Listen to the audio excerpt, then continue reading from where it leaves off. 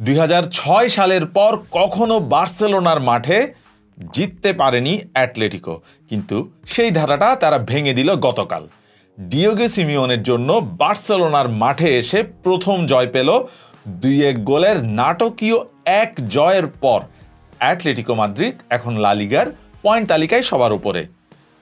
বার্সেলোনাকে কিভাবে তারা হারালো এবং পুরো ম্যাচটা বার্সেলোনা ডমিনেট করার পরও কেন বার্সা জিততে পারলো না, সেটাই এই ভিডিওতে বোঝার চেষ্টা করব। আমি অমলান মুস্তাকিম হোসেন এবং আমার সঙ্গে তাহরিম বিন রেজা। স্বাগতম প্যাভিলিয়নের এই পোস্ট ম্যাচ রিভিউতে, যেখানে আমরা আলোচনা করব বার্সা এবং অ্যাটলেটিকোর সেই ম্যাচটি।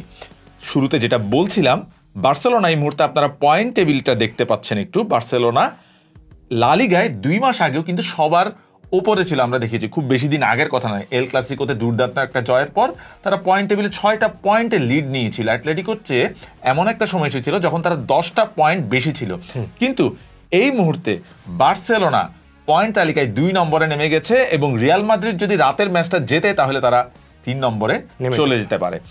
সবকিছু মিলে পয়েন্ট টেবিলটা থেকে এটা পরিষ্কার, অ্যাটলেটিকোর সামনে শিরোপার আর একটু সুযোগ এসেছে। আমরা জানি সিমিওনে এর আগে 2 বার অ্যাটলেটিকোকে লা লিগা জিতিয়েছেন। এই মৌসুমে হয়তো তাকে কেউ সেভাবে ফেভারিটের তালিকায় ধরেনি, কিন্তু এখন তার সামনে একটা অসাধারণ সুযোগ এসে গেছে আবার অ্যাটলেটিকোকে লা লিগা শিরোপা জেতানোর।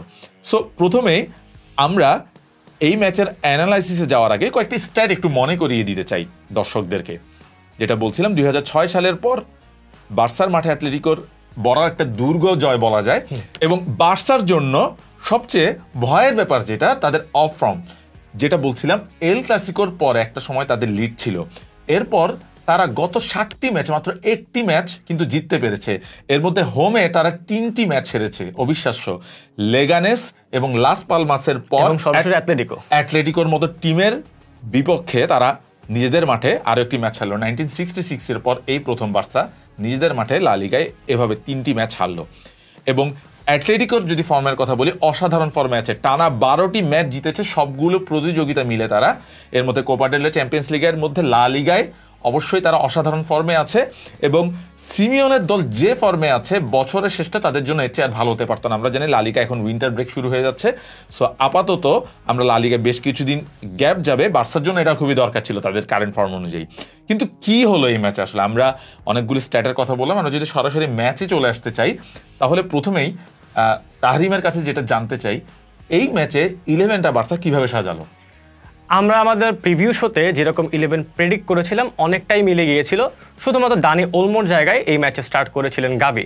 তো সেক্ষেত্রে দেখা গিয়েছিল যে কাসাদো এবং গাভি একটা ডিফেন্সিভ অ্যাট্রিবিউটে হেল্প করার জন্য করেছিলেন এবং সেক্ষেত্রে পেদ্রি একটু ফরওয়ার্ড হলেন, অ্যাটলিস্ট নাম্বার 10 হিসেবে খেলেছিলেন। এবং মজার ব্যাপার হচ্ছে যে বার্সা ম্যাচের প্রথম থেকেই কিন্তু পুরোপুরি অ্যাটাকিং মাইন্ডেড খেলা খেলেছে। অ্যাটলেটিকো মাদ্রিদের ডিফেন্সকে প্রচণ্ড কষ্ট হয়েছে বার্সার অ্যাটাককে সামলাতে এবং আমরা দেখতে পেয়েছি, আমরা যেটা বলেছিলাম গাভি হয়তো ফিজিক্যাল ম্যাচ দেখে একটা ডিফেন্সিভ সাপোর্ট দেবেন, সেক্ষেত্রে গাভিকেও কিন্তু অ্যাটাকে দেখা গিয়েছে এবং ম্যাচের প্রথম গোলটা কিন্তু গাভির সাথে পেদ্রি একটা 1-2-তে খুবই সুন্দর একটা গোল হয়েছে।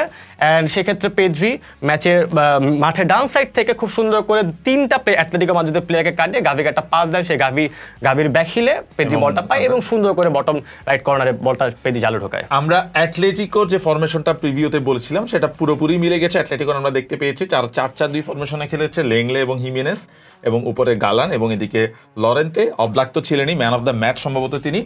এরপরে ডি পল এবং বারিওস এবং গ্যালাহার, আলভারেস, গ্রিজমান এবং জিওভান্নি সিমিওনে, ডিয়েগো সিমিওনের ছেলে।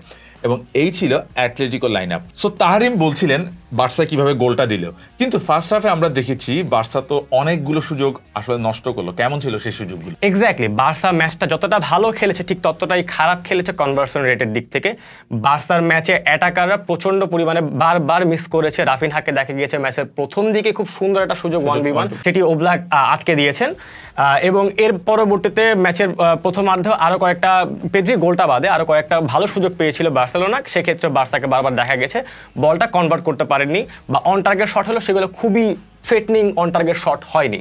সো আপনি যদি একটু মনে করিয়ে দিতে চান, আমি একটু মনে করিয়ে দিই। সেটা হচ্ছে রাফিনারি আরেকটা ক্রস থেকে গাভির একটা হেড পোস্টের পাশ দিয়ে চলে যায়। এরপরে আপনি অবলাকের কথা বলছেন, অবলাক ফার্স্ট হাফে কিছু সুযোগ মিস করেছে। অ্যাটলেটিকোর জন্য ফার্স্ট হাফটা ছিল একেবারে ভুলে যাওয়ার মতো। তারা কিন্তু ফার্স্ট হাফে কোনো অন টার্গেট শট হয়নি। ইনফ্যাক্ট তারা যে প্রথম গোলটি দিয়েছে 60 মিনিটে, সেটা তো প্রথম অন টার্গেট শট ছিল তাদের প্রথম অন টার্গেট শট। সেই গোল আমরা পরে আসছি। এখন আমরা সেকেন্ড হাফে যদি আমরা একটু অ্যাটলেটিকোর খেলায় চলে যেতে চাই, তাহলে গোলটার কথা বলছিলাম। যেটা গোলটা হয়েছে সেটা দেখুন যে ডি পল তিনি এখানে ছিলেন। আমরা গোলটার সময় দেখেছি আলভারেজ একটা দারুণ দৌড় নিয়েছিলেন এখান থেকে ভেতরের দিকে ডান দিকে, এবং তিনি যে বলটা দেন সেটা মূলত আসলে বার্সার জন্য একটা বড় ব্লান্ডার ছিল, কারণ কাসাদো বলটা ক্লিয়ার করতে পারেননি। তিনি একটা ব্যাক হিলের মতো একটা হাফ ক্লিয়ারেন্স করেছিলেন, যেটা আবার গিয়ে পরে ডিপলের কাছ থেকে ডিপল একটা লেট রান নিয়েছিলেন এবং তার শটটা সরাসরি এই দিক দিয়ে জালে জড়িয়ে যায়। এখন আপনারা যদি দেখেন বার্সার যে গোলটা হজম করেছে সেখানে কিন্তু বড় অবশ্যই কৃতিত্ব আলভারেজের, সবচেয়ে বড় কৃতিত্ব। এখান থেকে গ্রিজমানের একটা বড় কৃতিত্ব আছে, তিনি নিচে নেমে বলটা ভালো হোল্ড করেছিলেন। আলভারেজ একটা দারুণ দৌড় দিয়েছিলেন, একটা ভালো মাইনাসও করেছিলেন, কিন্তু বার্সা কিন্তু বলটা ক্লিয়ার করে ইজিলি ফেলতে পারত। ইনফ্যাক্ট কাসাদো যদি বলটা ওভাবে যদি ক্লিয়ার নাও করতেন, গাভির কিন্তু সুযোগ ছিল বলটা আরো সময় নিয়ে ধীরে সুস্থে পুরোপুরি ক্লিয়ার করে ইনফ্যাক্ট বলটা নিজেদের পজিশনেও রাখার, সেটা কিন্তু তারা আপনাকে আরেকটু মনে করে দিতে চাই, যখন আলভারেজ রানটি নিয়েছিলেন আলভারেজ পায় যখন বলটি, তখন কিন্তু Barca versus Atletico Madrid 4-3 situation ছিল, মানে বার্সার তিনটা ডিফেন্ডার এবং গাভি কিন্তু পিছনে ছিলেন। বার্সাটা নিউমেরিক্যাল অ্যাডভান্টেজে ছিল তখন, কিন্তু বার্সা যখন বলটা ঠিক কাসাদোর পায়ে আসে সে কেন ব্লান্ডার করে ফেলেছে। সো এরপরে অ্যাটলেটিকো ম্যাচে আমরা দেখেছি সমতা ফেরায়। এরপর বার্সা কিন্তু আরো চেষ্টা করে, আমরা দেখেছি সেকেন্ড হাফে বার্সা অনেকগুলো সুযোগ পেয়েছে, সেগুলো আসলে কেমন ছিল? সেকেন্ড হাফে বার্সার কামব্যাক করার অনেকগুলো সুযোগ ছিল, কিন্তু সবচেয়ে বড় যে মিসটি করেছেন সেটা হচ্ছে রবার্ট লেভানডস্কি। তিনি বিগত কয়েক ম্যাচে অফ ফর্মে ছিলেন এবং গত ম্যাচেও রবার্ট লেভানডস্কিকে উঠিয়ে ফেরান তোরেসকে নামানো হয়। সেটা নিয়ে বার্সা ফ্যানদের অনেক কমপ্লেইন ছিল কেন নামানো হচ্ছে, কিন্তু আজকের ম্যাচটা, গতকালকের ম্যাচটা তিনি প্রমাণ করলেন যে তিনি খুবই ক্লিনিক্যালিটির দিক থেকে অনেকটা পিছিয়ে আছেন। একটা সুন্দর একটা সুযোগ তিনি নষ্ট করেছেন, খুবই সহজ একটা সুযোগ তিনি নষ্ট করেছেন, যেটা তিনি জাস্ট ওবলাকের পেদ্রির একটা লং বল থেকে ফেরান তোরেস পুরোপুরি ফাঁকা একটা, তিনি সে সেলফলেস একটা কাজ করেছেন, তিনি লেভানডস্কিকে বলটা পাস দিয়েছেন, তিনি ফাঁকা বারে বলটা মিস করেছেন। এর বাইরেও কিন্তু আরো অনেকগুলো সুযোগ আমরা দেখেছি। এর বাইরেও দেখা গিয়েছে যে পেদ্রি তো রাফিনহা খুব সুন্দর একটা লং বল পেয়েছিলেন, রাফিনহা বলটা লব করেছেন, রাফিনহা ওবলাকের সাথে 1v1 একটা সিচুয়েশনে ছিলেন, সে চাইলে ভালোই লব করেছিলেন, হ্যাঁ দ্যাট ওয়াজ এ গুড লব, বাট সে চাইলে আরেকটু সময় নিয়ে যদি বলটা বটম লেফট কর্নারের দিকে হয়তো দিতে পারতেন, কিন্তু আনফরচুনেট আমি বলবো সেটা পোস্টে লেগে বলটা দিক দিয়ে চলে আসে এবং সেখান থেকে আবার লেভানডস্কি মিস করেছেন, কিন্তু তার শটটা সরাসরি গিয়ে লাগে উইটজেলের গায়ে। এরপরে আমরা দেখেছি, সেটা তো অবশ্যই আছে, এরপর আমরা দেখেছি ফার্মিন লোপেজের কথা, সবকিছু মিলে বার্সা একের পর এক সুযোগ যেটা নষ্ট করেছে সেটারে মাসুল দিয়েছে। কিভাবে অ্যাটলেটিকো শেষ পর্যন্ত গোলটা পেয়েছে, আমরা যদি অ্যাটলেটিকো সেকেন্ড গোলটা আসি তখন এক্সট্রা টাইমের একদম লাস্ট মোমেন্টে, সো এদিক দিয়ে একটা বল পেয়ে যান।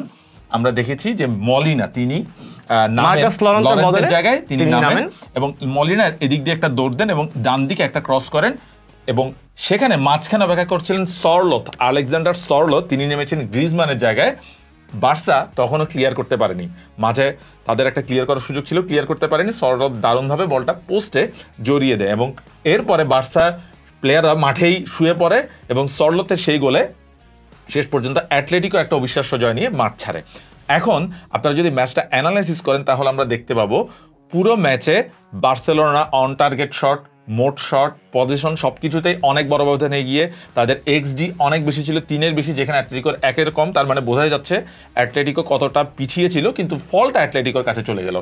বার্সার যদি কিছু দায় নিতে হয় অবশ্যই সেকেন্ড গোলটাতে তাদের অফসাইড ট্র্যাপের একটা বড় ভূমিকা ছিল। মলিনা দিক থেকে যে দৌড়টা নিয়েছেন সেটা তারা ট্র্যাপ করতে পারেনি, সেক্ষেত্রে তারা অবশ্য যদিও শেষ দিকে গোল করার জন্য এতটাই মরিয়েছিল, সবাই উপরে উঠে গিয়েছিল।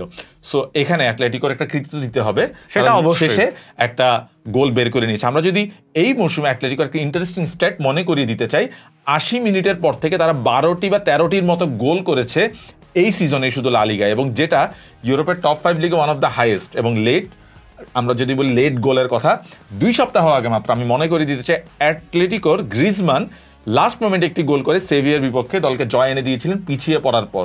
সো অ্যাটলেটিকোর চেয়ে বেশি ক্লাচ টিম এই মুহূর্তে ইউরোপের টপ 5 লিগে নেই। তারা একের পর এক লেট গোল করেছে এবং সেগুলো তাদের সাবস্টিটিউশনের জন্য। আমরা যদি তাদের সাবস্টিটিউশনের কথা বলি, কালকেও তাদের সেকেন্ড গোলটা কিন্তু এসেছে 2 জন সাবস্টিটিউটের কাছ থেকে। মাত্রই বলছিলাম মলিনা তিনি সাবে নেমেছেন, সরলথ, এবং আমরা এই মৌসুমে অ্যাটলেটিকোর খেলাগুলো যদি অ্যানালাইসিস করি, তাদের সাবরা টোটাল 31টার মতো গোল এবং অ্যাসিস্ট করেছেন শুধু লা লিগাতেই। ইউরোপের টপ 5 লিগে ধারে কাছে আর কোনো টিম নেই যাদের সাবরা এতগুলো গোল এবং অ্যাসিস্ট করেছেন। এবং শুধু সরলথের কথা যদি ধরি, সরলথের এই মৌসুমে 5টি গোল হয়ে গেছে অ্যাটলিস্ট শুধুমাত্র সাবে নেমেই। সো বুঝতেই পারছেন কতটা ক্লিনিক্যাল ছিল। এর বাইরে আমরা দেখেছি তাদের আনহেল কোরিও সাবে নেমে বেশ কয়েকটি ম্যাচে গোল পেয়েছেন, সরলথের কথা মাত্রই বললাম। এর বাইরে তাদের যে অন্য সাবরা যারা নেমেছিলেন, কোকে বা উইটজেল, তারা সবাই কিন্তু ভালো খেলেছেন। সো সিমিওনে জানেন কিভাবে তার বদলিগুলোকে ব্যবহার করতে হয়, কাজে লাগাতে হয়, এবং লেট যে ক্লাচ টিমের ব্যাপারটা বলছিলাম, এই জিনিসগুলো কিন্তু ম্যাচে পার্থক্য করে দেয়। সো এই ফায়দাটা তিনি পুরোপুরি নিয়েছেন, কিভাবে তিনি লেট সাব করে তিনি ম্যাচটা বের করেছেন সেটা নিয়ে হয়তো আমরা কোনো ভিডিওতে আরো বিস্তারিত আলোচনা করব। তবে বার্সাতে আবার ফেরত আসতে চাই, আমরা আলোচনার শেষ দিকে চলে এসেছি। হানসি ফ্লিক এই ম্যাচের পরে বলেছেন তিনি তার দলকে নিয়ে গর্বিত, কারণ তিনি এরকমই খেলা তিনি দেখতে চান তার দলের কাছ থেকে। এবং বার্সা আসলে যেভাবে খেলেছে সেখানে তাদের না জেতার কোনো কারণ ছিল না, সব কিছুই ছিল তাদের। কিসের অভাব ছিল? কোনো কিছুরই তাদের কমতি ছিল না। একটা জিনিসেরই হয়তো কমতি ছিল, সেটা হচ্ছে সুযোগ কাজে লাগানোর ব্যর্থতা। এবং যেটা আসলে বার্সা একের পর এক সুযোগ পেয়েও কাজে লাগাতে পারেনি। লেভানডোভস্কিকে সবচেয়ে বেশি দায় নিতে হবে সিনিয়র ফরওয়ার্ড হিসেবে, কিন্তু ইয়ামালকে তারা, আমি বলবো ক্রিয়েটিভিটির দিক দিয়ে কালকে মিস করেনি। পেদ্রি কালকে ম্যান অফ দ্য ম্যাচের মতো খেলেছেন, তিনি অসাধারণ একটা ম্যাচ খেলেছেন। গতকালকে পেদ্রি ইয়ামালের অভাবটা পুরোপুরি পূরণ করেছেন, অনেকটুকু পূরণ করে দিয়েছেন ক্রিয়েটিভ দিক দিয়ে। অনেকগুলো তিনি গোলের সুযোগ তৈরি করেছেন, নিজেও একটি গোল করেছেন। কিন্তু শেষ পর্যন্ত অনেকদিন পর ইনজুরি থেকে ফিরে পেদ্রির খেলাটা বার্সার জন্য যতটা এনকারেজিং হতে পারতো ততটা হয়নি ফলের কারণে। সো হানসি ফ্লিকের জন্য যেটা সুবিধা হলো, তিনি কিন্তু আমরা দেখেছি টাচ লাইনে ছিলেন না কালকে, তিনি ব্যান, সাইড লাইন থেকে ব্যান। সো কয়েকটি ম্যাচে, 2টি ম্যাচে তিনি নেই, কিন্তু এখন তিনি শীতকালীন বিরতিতে কিছুটা ব্রেক পাচ্ছেন যেখানে তিনি কাজ করতে পারবেন। হয়তো ইয়ামালও ফিট হয়ে যাওয়ার জন্য একটু সময় পাবেন। সো বার্সেলোনার জন্য একটা ভালো সুযোগ নিজেদেরকে রিগ্রুপ করে আবার আনার। এখনও লা লিগার শিরোপা দৌড় এই 3 দলের মধ্যেই আছে। সো কেউ যে খুব বেশি এগিয়ে গেছে সেটা আসলে বলা যাচ্ছে না। তো সব কিছু মিলে বার্সেলোনার জন্য একটা বড় শিক্ষা এই ম্যাচটি, সিমিওনের জন্য একটা বড় সুযোগ লা লিগার পয়েন্ট টেবিলে আরও এগিয়ে যাওয়ার। সো শীতকালীন বিরতির পর লা লিগার কী অবস্থা হবে সেটা নিয়ে আবার আমরা আলোচনা করব। ততক্ষণ পর্যন্ত সুস্থ থাকুন, ভালো থাকুন।